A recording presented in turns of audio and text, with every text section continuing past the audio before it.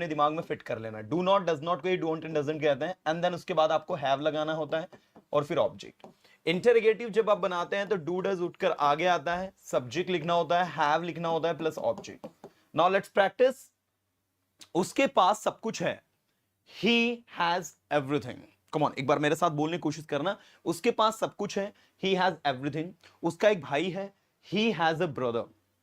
उसका कोई भाई नहीं है, he has no brother, या फिर he doesn't have any brother। he doesn't have any brother, he के साथ doesn't लगाओगे।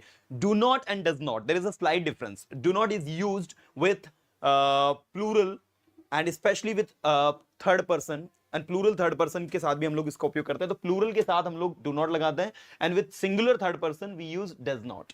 सिंगुलर थर्ड पर्सन में आता है ही, शी, इट और नेम, इनके साथ हम लोग डज नॉट को अप्लाई करते हैं। तो मैंने कहा उसका कोई भाई नहीं है, he doesn't have any brother. In English you would say he doesn't have any brother.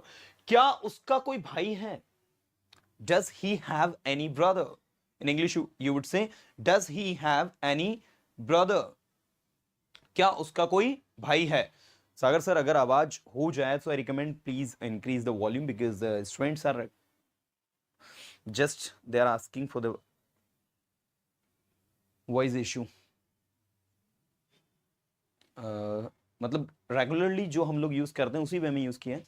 एक काम करते हैं ना, माइक चेंज कर लेते हैं अपन। मुझे वो वाला दे दीजिए। Everyone, I am changing my mic for today, ठीक है ना। इट माइट बी कि शायद हो सकता है इसमें कोई इशू हो, so will just change the another one.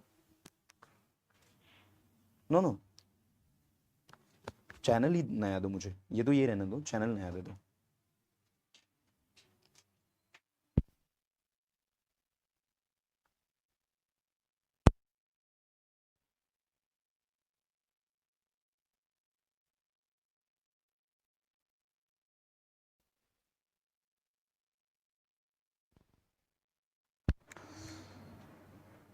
Okay, now everyone, I have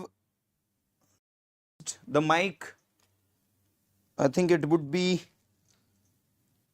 better for all of us. Now let me know, am I audible clearly? Yeah.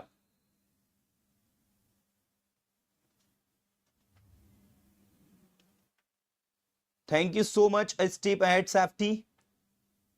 हाँ,